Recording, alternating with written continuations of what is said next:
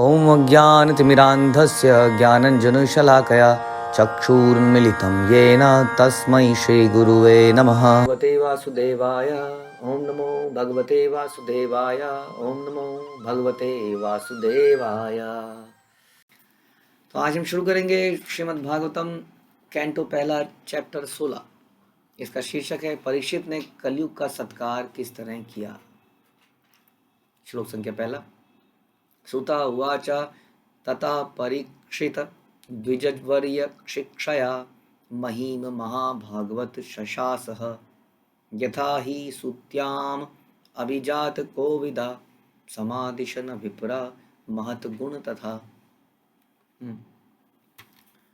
Okay. सूत गोस्वामी ने कहा, हे विद्वान ब्राह्मणों, तब महाराज परीक्षित श्रेष्ठ द्विज ब्राह्मणों के आदेशों के अनुसार महान भगवत भक्त के रूप में संसार पर राज्य करने लगे।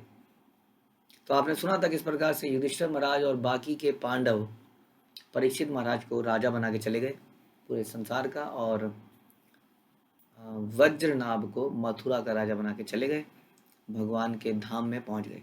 कुंती महारानी, सुभद्रा एंड जितने भी थी, द्रौपदी, वो भी भगवान के धाम में चले गए। तो अब जो है पीछे से परीक्षित महाराज ने राज्य कैसे चलाया उसका जिक्र यहाँ पर हो रहा है कि राज्य कैसे चलाया। द्विज ब्राह्मणों के आदेशों के अनुसार राजा थे। राजा का डिसीजन सर्वमान्य होता है। आजकल के प्रजातंत्र में आप कोई डिसीजन ले ही नहीं सकते हैं क्योंकि आपने कई लोगों का समर्थन लिया होता है, या आपको ये चिंता होती है कि अगर मैं अभी कुछ डिसीजन ले लूँगा तो 5 साल बाद मुझे दोबारा से वोट मिलेंगे कि नहीं मिलेंगे। इस चक्कर में कई डिसीजन हम ले नहीं पाते हैं। लेकिन राजतंत्र में क्या होता है कि राजा का डिसीजन सर्वमान्य है, राजा को हटाया नहीं जा सकता है।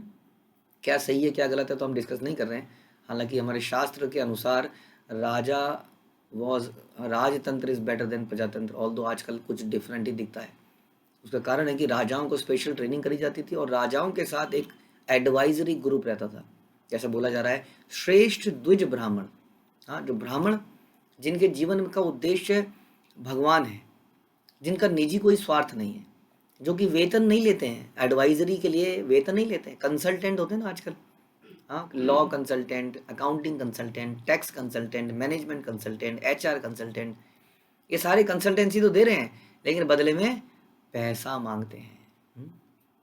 लेकिन ये जो द्विज ब्राह्मण थे ये पैसों के लिए कंसल्टेंसी नहीं करते थे, ये समाज को मार्गदर्शन के लिए करते थे। और इनके पास पैसों की कभी कमी नहीं होती थी क्योंकि समाज के तीनों वर्ग ध्यान रखते थे कि ब्राह्मणों का जीवन में कभी कोई रुकावट ना आए, उनके सारे काम हो जाए। इस तरह से सारे 3 वर्ग उनको हमेशा उनके जीवन की ज़रूरतें पूरी करते रहते थे। तो इस प्रकार से राजा जो बनते थे उस ज़माने में उनकी ट्रेनिंग होती थी। उनको बचपन में ही गुरुकुल इत्यादि भेजा जाता था। उन्हें राज ऋषि बनाया जाता था, उन्हें तपस्या त्याग सिखाया जाता था, दानवीर बनाया जाता था, तपस्वी और फॉरगिविंग, बहुत कुछ ऐसा बनाया जाता था। इसलिए इतने महान राजा हुए। तो राजतंत्र इस तरह से उस वक्त चलता था और उसमें भी वो डिसीजन अपने मन से नहीं ले लेते थे, ऑल्दो उनका डिसीजन सर्वमान्य होता था, लेकिन वो लेते थे ब्राह्मणों के मार्गदर्शन में। ब्राह्मणों के मार्गदर्शन में हमेशा मतलब जीवन चलाना चाहिए, क्योंकि वही जीवन के मूल्य को जानते हैं, जीवन के पर्पस को जानते हैं। आजकल हम अपने बहुत सारे गॉड फादर बना लेते हैं, एडवाइज़र बना लेते हैं। कई बार क्या होता है कि हम किसी के अंडर कर भी रहे होते हैं भक्ति, लेकिन हमारे बहुत सारे एडवाइज़र होते हैं हमारे परिवार के। कोई डिसीजन लिया जाता है तो बोलते हैं नहीं ऐसा क्यों कर रहे हो तुम, नहीं उनका क्या है, वो तो ऐसे ही बोलेंगे। दिमाग में उसके कुछ कीड़ा डाल देते हैं और फिर वो सोच बढ़ जाता है, हाँ बात तो सही है। तो हम भी अपने एडवाइज़र बनाते हैं। सबके एडवाइज़र होंगे आप सबके, हम सबके परिवार के बहुत सारे लोग, कोई मित्र एडवाइज़र होगा जो कि हमें एडवाइस करेगा, और उनकी एडवाइस से हम बहुत, अभी तो समझ में नहीं आता है, बाद में समझ में आएगा कितना नुकसान हो जाता है। क्योंकि वो वास्तव में हो सकता है शॉर्ट टर्म में आपको उनकी एडवाइस से फ़ायदा लग रहा हो, लेकिन क्योंकि वो खुद ही जीवन के मूल्य को नहीं जानते हैं इसलिए उनकी एडवाइस का भी कोई मूल्य नहीं है। इसलिए प्रभुपाद कहते थे एक अंधे से अंधा किसी अंधे को डायरेक्शन देगा तो क्या होगा। रास्ते में अंधा चल रहा है, सड़क पार कराने के लिए एक आदमी जा रहा है, उसने कहा भैया रास्ता दिखाओ। अब उसने भी सोचा है मुझसे पहली बार किसी ने ज़िंदगी में रास्ता मांगा है। क्यों? क्योंकि सारे आँख वाले जानते हैं कि अंधा है, इससे क्यों रास्ता पूछा जाए। लेकिन एक अंधे को क्या पता कि दूसरा भी अंधा है, उसने एक आदमी को पकड़ा, भाई साहब रास्ता पार करा दो। और इसने सोचा अरे किसी ने पूछा है तो बता के मेरे दर पे आया है तो खाली कैसे जाएगा, है ना। हमें लगता है ना कि कोई पूछ लें तो बता ही दें, चाहे गलत। मैंने बहुत लोगों के अंदर ये इंक्लिनेशन देखा है, कोई आदमी ये नहीं बोल सकता I don't know sir, sorry मुझे पता नहीं है। ऐसे बता दिया तो मूर्ख साबित नहीं हो जाऊंगा, कुछ तो बता ही दूं। तो इस प्रकार से एक अंधा दूसरे अंधे का मार्गदर्शन करता है और दोनों थोड़ी देर में आगे गड्ढे में गिर जाते हैं। तो इस प्रकार से हमारे मार्गदर्शक, हमारे मित्र, स्कूल के कॉलेज के संबंधी ना होकर कोई ऐसा व्यक्ति होना चाहिए जो जीवन के मूल्य को समझता हो, और जीवन के डायरेक्शन देने के काबिल हो। तो ये श्रेष्ठ द्विज ब्राह्मण थे, उनके आदेश के अनुसार राजा परीक्षित ने राज्य किया। उन्होंने उन महान गुणों के द्वारा शासन चलाया जिनकी भविष्यवाणी जन्म के समय में करी थी। आपको याद होगा कि युधिष्ठिर महाराज ने जब इनका संस्कार कराए थे, नामकरण इत्यादि कराया था, तो कई सारे पंडित जी आए थे, उन्होंने बताया था कि ये लड़का ऐसा होगा, ऐसा होगा, है ना, विष्णु रात होगा, विष्णु जी इसकी रक्षा करेंगे वगैरह वगैरह, बहुत कुछ बोला था। फिर बोला था इसकी मृत्यु ऐसे होगी, ये महान भागवत होगा। तो उस प्रकार से उन्होंने राजा बिल्कुल उसी तरह का राज्य चलाया जैसा भविष्यवाणी हुई थी वास्तव में। सा उत्तरस्य तनयान उपमेम इरावतीं जन्मे जया आदीन चतुरा तस्याम उत्पादयत सुतान। राजा परीक्षित ने राजा उत्तर की पुत्री इरावती से विवाह किया और उससे उन्हें ज्येष्ठ पुत्र जन्मेजय सहित 4 पुत्र प्राप्त हुए। तो जन्मेजय बहुत ही महान राजा, आप इनके बारे में भी शास्त्रों में बहुत आता है। और ये राजा परीक्षित के बाद राजा यही बनेंगे। तो इन्होंने ये पुत्र पाए। आजहार अश्वमेघान त्रीन गंगायाम भूरि दक्षिणान शारद्वतम गुरुं कृत्वा देवा यत्र अक्षिगोचरा। महाराज परीक्षित ने कृपाचार्य को अपना गुरु चुनने के बाद, फिर से यहाँ पर एक बार आता है, न केवल उनके एक कॉमन एडवाइजरी काउंसिल थी जो कि ब्राह्मण द्वारा युक्त थी, बल्कि उनके एक निजी गुरु भी थे, हाँ, कृपाचार्य। तो यहाँ पर फिर से आता है कि किस प्रकार से गुरु बनाना बड़ा आवश्यक है हमारे जीवन में। अगर हम अक्सर डिस्कस करते हैं, भगवान ने स्वयं संदीपनी मुनि को, कृष्ण ने संदीपनी मुनि को, और अलग अलग अवतारों में उन्होंने अलग अलग लोगों को, विश्वामित्र को गुरु बनाया, और अलग अलग अवतारों में अलग अलग लोगों को गुरु बनाया। गुरु बनाना अनिवार्य है। जैसा हमने जिक्र किया था कि जैसे डॉक्टर अनिवार्य है हमारे जीवन में, यदि हमें कोई बीमारी हो जाती है और डॉक्टर की दवाई से इलाज नहीं होता है तो हम डॉक्टर बदल जरूर लेते हैं, लेकिन डॉक्टर को पास जाना छोड़ते नहीं। चाहे 4 डॉक्टर, 5 डॉक्टर, 6 डॉक्टर, अल्टीमेटली वहाँ पे इलाज हम जानते हैं खुद नहीं कर पाएंगे। तो इसलिए राजा परीक्षित के भी, जबकि वो राजा थे, राजा बनने के बाद भी उनके गुरु बने कृपाचार्य, और उन्होंने गंगा के तट पर 3 अश्वमेघ यज्ञ किए। इन्हें आगंतुकों एवं निमंत्रितों को पर्याप्त दक्षिणा देकर संपन्न किया। ये भी बड़ा महत्वपूर्ण है कि हमारे प्रोग्राम्स में, हमारे उसमें जब कोई व्यक्ति आए तो ऐसा ना लगे कि जैसे हम अक्सर कर ही देते हैं कि मेरा घर शुद्ध हो जाए इसलिए बस चरण पड़ जाएं, लेकिन कम से कम में निपट जाए बस। कितने कम से में निपट सकता है, इतना ही बनाया जाए बस कि निपट जाए काम।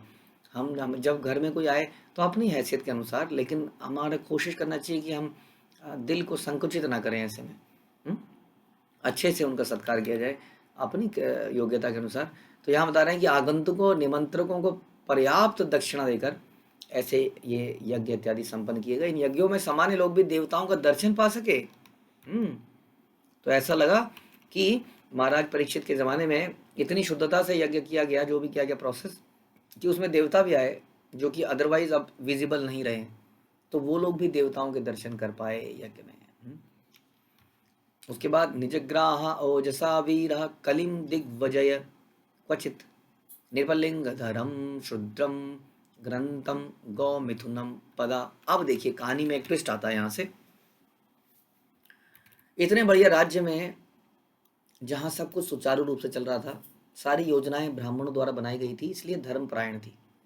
हाँ, पशुवध, गौवध की तो दूर की बात है, पशुवध, शराब, जुआ और गलत रिलेशनशिप स्त्री पुरुष के, इस पर बिल्कुल बैन लगा हुआ था जबरदस्त तरीके से। राजा का इतना कठोर नियम थे, क्योंकि ब्राह्मणों ने बताया था कि धर्म जो है 4 पिलरों पर टिकता है। आप जानते हैं धर्म टिकता है सत्यता पे, हाँ, जहाँ सत्य नहीं बोला जाता है, और हम जानते हैं कि सही मायने में सच क्या है। सच क्या है? असली सच है कि हम कृष्ण के नित्य दास हैं, कृष्ण की सेवा करना ही हमारा धर्म है। इसके आधार पर जो भी बोला जाता है कि मैं एक आत्मा हूँ, ये एक सच है। मैं कृष्ण का दास हूँ, ये एक सच है। मुझे भगवान के नामों का जप करना चाहिए, ये एक सच है। इस तरह से। और झूठ क्या है? कि मेरा नाम XYZ है, हाँ, मिस्टर शर्मा है, मिस्टर मल्होत्रा है, ये एक झूठ है। अब ये बताइए, ये भी झूठ है। यानी कि अपना नाम ले रहे हैं हम, तो हम झूठ बोल रहे हैं। कोई बोलेगा कि क्योंकि मैं झूठ नहीं बोलता। अरे दुष्ट, ये बोलकर भी तू झूठ बोल रहा है, क्योंकि तू पूरे दिन झूठ बोलता है। जब हम अपना नाम लेते हैं तो वो भी झूठ है। हैं, हम बोलते हैं हम इसके बेटे हैं, ये भी एक झूठ हो गया एक तरह से।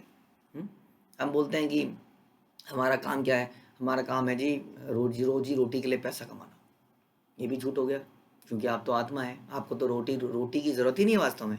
आत्मा का तो खाना है ही नहीं रोटी, गेहूँ। तो इस प्रकार से जीवन में सच झूठ के बड़े अलग अलग सबके मतलब हैं। तो इस प्रकार से हम ये बात कर रहे थे कि किस प्रकार से राजा परीक्षित के ज़माने में जो 4 धर्म के पिलर्स हैं उनको प्रोटेक्ट किया जा रहा था। और पहला पिलर था सत्यता का, दूसरा था दया का। तो ये दया का पिलर जो है, सत्यता का पिलर और दया का पिलर, ये बड़े महत्वपूर्ण पिलर हैं। और इसके अलावा दया का पिलर तो इतना महत्वपूर्ण, कहते हैं कि दया के बिना तो आप धर्म कर ही नहीं सकते। और जब हम पशुवध करते हैं तो दया का ये पिलर समाप्त हो जाता है। और जब हम जुआ इत्यादि करते हैं, गैम्बलिंग करते हैं, तो सत्यता का पिलर टूट जाता है। क्यों? क्योंकि उसके लिए ऐसे बिजनेस में, ऐसे धंधों में कई बार बहुत झूठ बोलने पड़ते हैं, खासतौर पे गैम्बलिंग में, लॉटरी में। तो इस तरह से, इसी वजह से हमारे ये 4 नियम भी बने। हाँ, और उसके बाद पवित्रता का मतलब कि शुचि, पवित्रता, ये धर्म का एक और पिलर है, जिसके अंदर शारीरिक पवित्रता, विचारों की पवित्रता, शरीर की पवित्रता होती है नियमों का पालन करने से, स्नान करने से, प्रणाम करने से, रिस्पेक्ट देने से, झुकने से। वाणी की पवित्रता होती है अच्छे वचन बोलने से, शास्त्रों को पढ़ने से, और भक्ति में लगने से हृदय की पवित्रता होती है। पवित्रता धर्म का एक बहुत बड़ा पिलर है। तो क्या क्या हो गया? और कौन सा पिलर बचा हमारा? तो हमारा पिलर हुआ, हमारे जो नियम है उससे याद करते हैं। No meeting is our pillar, our नियम। उस नियम से ना मानने से दया का पिलर टूटता है।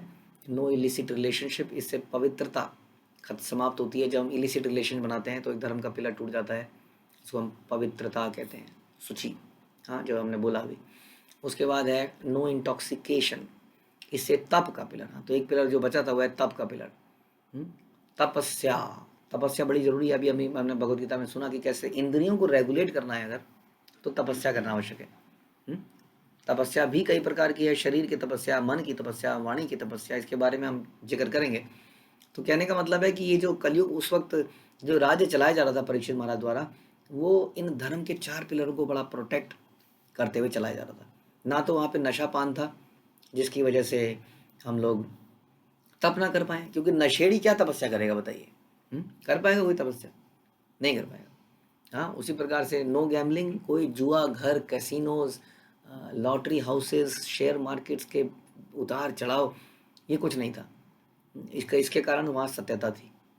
मांसाहार बिल्कुल अलाउड नहीं था, इसके कारण वहाँ पर दया की कुछ भावना बची हुई थी। और क्या रह गया? कई बार भूल जाते हैं। No gambling, no illicit sex, no intoxication, हो गए सारे, एंड नो मीट ईटिंग।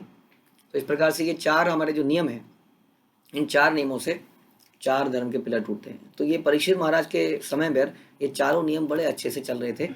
लेकिन उन्होंने क्या देखा?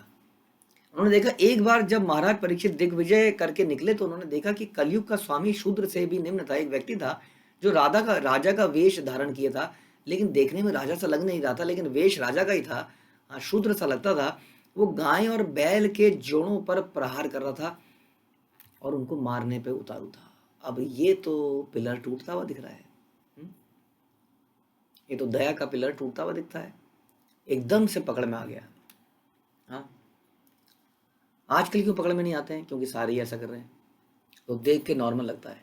किसी गाड़ी में यदि मुर्गों का ढेर जा रहा है, एक के अंदर एक घुसड़ा हुआ बेचारा, एक का पंख उधर है, एक का पंख इधर है, उसका पैर उसके मुंह पे जा रहा है, किसी तरह भर दिया आलू की तरह। हाँ, हमें बड़ा नॉर्मल सा लगता है, किसी को नहीं लगता है वो पाप जा रहा है भैया। क्योंकि चारों तरफ यही दिखता है। लेकिन उस वक्त जब समाज बिल्कुल डिफरेंट था, तो राजा परीक्षित ने एक व्यक्ति को देखा, ये बैल को मार रहा है। आजकल तो गाय और बैलों की सप्लाई होती है, जैसे ही गाय दूध देना बंद कर देती है, गाय को बेच दिया जाता है। कई ऐसे दुष्ट हैं जो गाय को मार के उसका मांस बेचते हैं। इंडिया में ऐसा होता है, ऐसा बताया गया था कि इंडिया में सबसे ज़्यादा ऐसा हो रहा है इस वक्त। और इंडिया में जब ज़्यादा सख्ती हो जाती है तो बांग्लादेश इत्यादि देशों में इनकी सप्लाई कर दी जाती है, और वहाँ पे फिर ऐसा सुना है हमने, वहाँ पे फिर ये हत्याएं होती हैं। तो ये आज की डेट में एक नॉर्मल सीन बन चुका है, लेकिन उस वक्त बिल्कुल नॉर्मल सीन नहीं था।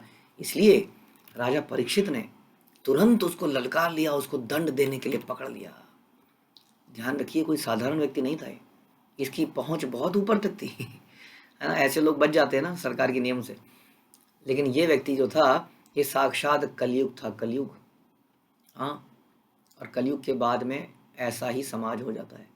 तो यहाँ पे इनको ललकारा गया और एकदम से उनको पकड़ लिया गया। अब देखते हैं दोनों के बीच में घमासान युद्ध हुआ, कौन उसमें जीता। कलयुग को तो आना ही है, तो कलयुग तो परीक्षित महाराज को हरा ही देगा। देखते हैं क्या होता है ब्रेक के बाद। हरे कृष्णा। शिल प्रभुपाद की जय। ग्रंथराज श्रीमद् भागवतम की जय।